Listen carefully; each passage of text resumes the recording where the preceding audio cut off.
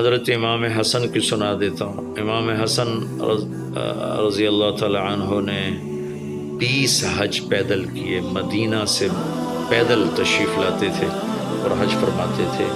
20 حج، یہ تو اہل بیت کے جگر گوشہ رسول ہیں اور جگر اہل بیت ہیں، تو 20 حج فرمایا آپ نے، پیدل فرمایا، مدینہ سے تشریف لائے مکہ پیدل۔ ایسے ہی امام حسین رضی اللہ عنہ نے کئی حج پیدل فرمایا، مجھے ان کا عدد یاد نہیں، امام حسن کا مجھے یاد ہے 20 حج پیدل کے۔ اور اللہ کے نیک بندوں نے برس ہا برس اللہ کی بارگاہ میں پیدل حاضریاں دی ہیں۔ تو ان 10 دنوں میں عبادت کا ذوق بڑھنا چاہیے، نوافل بڑھائے جائیں، ذکر بڑھائے جائے، تلاوت بڑھائی جائے، ہمت ہو تو روزے رکھے جائیں، خاص طور پہ 9 تاریخ کا روزہ، پچھلے سال کے سارے گناہ معاف ہو جاتے ہیں ایک دن کا جو روزہ ہے۔ پھر اس کا دوسرا جو بڑا عمل ہے وہ قربانی ہے۔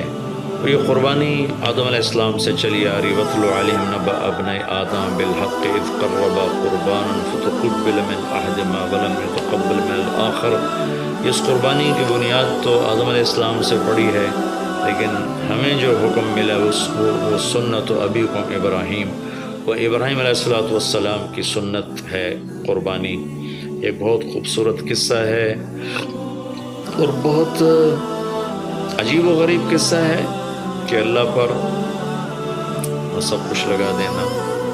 ایک شخص کو اولاد کے لیے دعا مانگتے مانگتے مانگتے کچھ 60 برس گزر گئے، 65 برس گزر گئے، رب ہب لی من الصالحین، یا اللہ مجھے نیک اولاد دے دے، نیک اولاد دے دے۔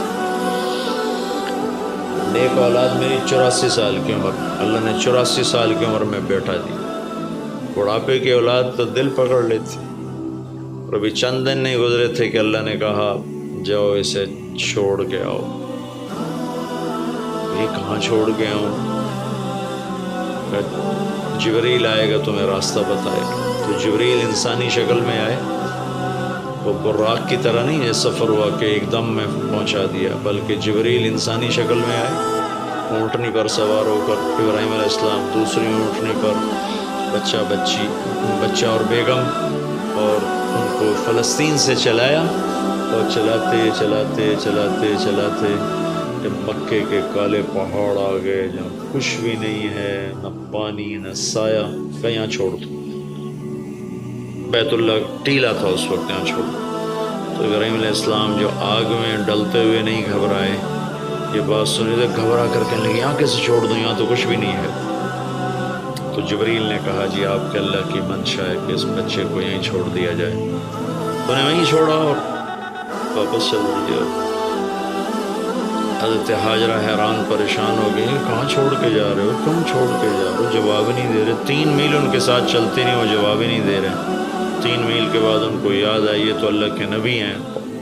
اللہ امرک، ابراہیم کا یہ اللہ کا حکم ہے؟ کہاں اللہ کا حکم کا، اذن لن یضیعنا، جاؤ پھر اللہ مجھے ضائع نہیں کرے۔ اس طرح بنیاد رکھی، بچے کو ایسے جنگل میں چھوڑا۔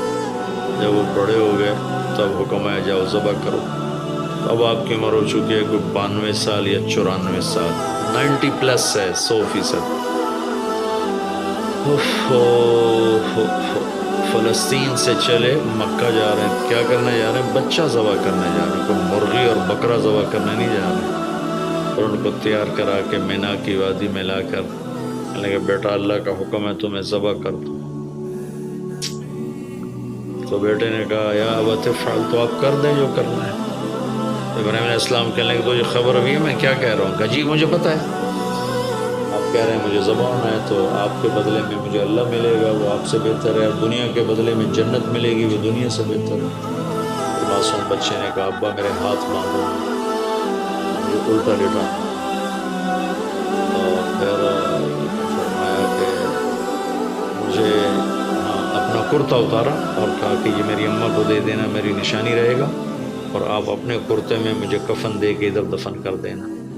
تو ان کے ہاتھ باندھے، پاؤں باندھے، الٹا لٹایا، اپنا گھٹنا رکھا ان کی کمر پر، ان کے سر کے بال اٹھائے تھوڑا سا اوپر کر کے نیچے چھری چلانے کے لیے، ایک ہاتھ میں بال تھے ایک ہاتھ میں چھری تھی، اور یوں آسمان کو دیکھا کہ اللہ تو مجھ سے ناراض ہو گیا ہے، کہ اسماعیل کی محبت نے میرے دل میں جگہ پکڑ لی ہے. نہیں میرے مالک، میرے دل میں تیرے سوا کچھ نہیں ہے. اگر میرا کوئی امتحان ہے تو پاس کر دے.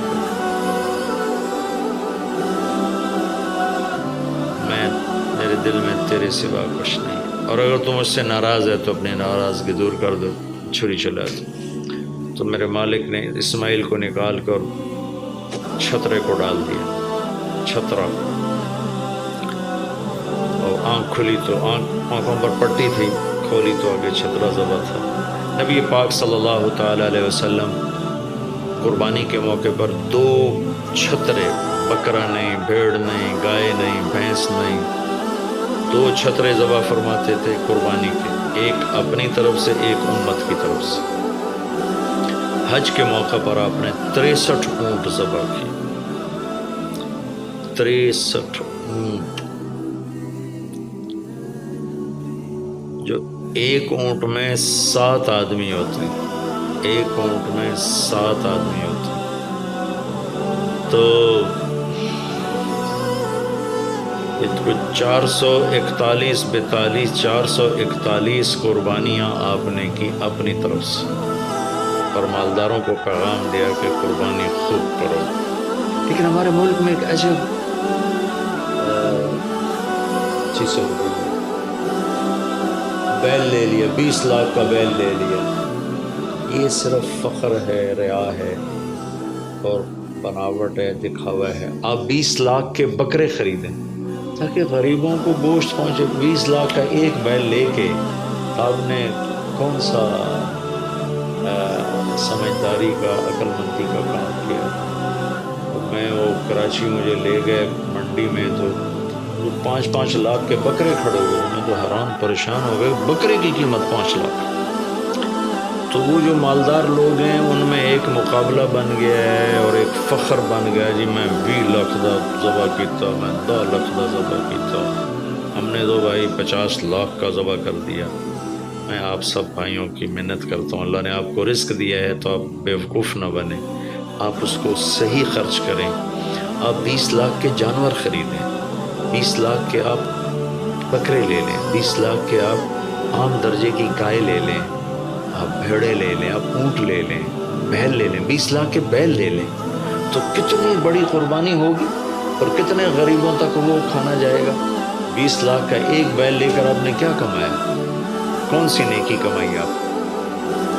تو میں آپ، اگر کوئی میری بات پہنچ جاتی ہے کسی ایسے میرے بھائی تک جو ایسا شوقین ہے، یقیناً اس نے اللہ کے لیے بہت بڑا قدم اٹھایا کہ 20 لاکھ خرچ کر دیے، لیکن تھوڑی سی نادانی سے کام لیا ہے، بلکہ بہت بڑی نادانی سے کام لیا ہے کہ 20 لاکھ صرف 4-5 من 10 من گوشت پہ لگا دیے، جبکہ اس میں سے 1000 من گوشت نکل سکتا تھا اگر وہ 20 لاکھ کے بکرے لے لیتے، 20 لاکھ کے بھیڑے لے لیتے، چھترے لے لیتے، دمبے لے لیتے، 20 لاکھ کے گائے عام خرید لیتے، وہ بچھڑے لے لیتے، تو کتنے غریبوں تک یہ گوشت چلا جاتا.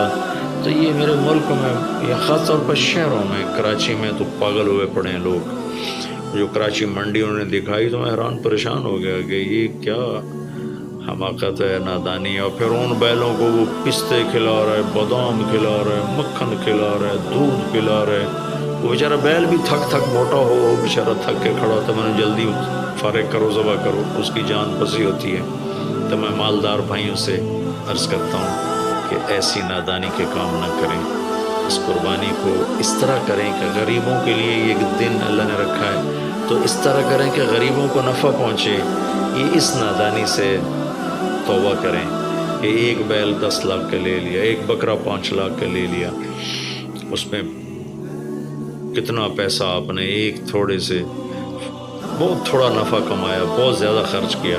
اس کے ساتھ اب بہت بڑا نفع، چونکہ قربانی کے جانور جب ذبح ہوتے ہیں تو جتنے اس کے جانور کے جسم پہ بال ہوتے ہیں اتنی نیکیاں لکھی جاتی. 20,000 کا بکرا اچھا مل جاتا ہے تو 1 لاکھ میں 5 بکرے آ جاتے ہیں، اور 5 لاکھ میں 25 بکرے آ جاتے ہیں. ایک بکرا 5 لاکھ کا لیا، اس کے جسم پہ فرض کرو 1 لاکھ بال ہیں اور آپ نے 25 لیے تو 25 لاکھ آپ کی نیکیاں بڑھ گئیں. تو یہ بہت نادان طرز چل رہا ہے۔ میں آپ سب کی منت کرتا ہوں کہ اس طرح پیسہ ضائع نہ فرمائیں، اللہ کی دی ہوئی امانت ہے۔ ایک بیل آپ نے 20 لاکھ کے لے لی، 20 لاکھ میں تو 100 بکرے آ سکتے، 100 بکروں کے ذریعے سے کتنے لوگوں کی خدمت کی جا سکتی ہے۔ تو اس قربانی کو شوق سے بھی کریں، اور مستحب یہ ہے کہ جس کے جو قربانی کر رہا خود ذبح کرے، یا اس کی جگہ کھڑا ہو، اس جگہ ذبح کرنے والے کے پاس کھڑا ہو۔ قربانی کے گوشت میں سے قربانی کی قیمت نہ دی جائے، قربانی کی اجرت نہ دی جائے، اجرت اس کے علاوہ دی جائے، اور اس کی کھال کا صدقہ کر دیا جائے۔ جہاں آپ مناسب سمجھیں وہاں آپ اس کا صدقہ کر دیں، تاکہ وہ بھی اللہ کے راستے میں خرچ ہو جائے، استعمال ہو جائے۔ تو ان 10 دنوں کی اللہ تعالیٰ نے بڑی فضیلت رکھی ہے۔ اللہ تعالیٰ ہمیں ان کی قدردانی کی توفیق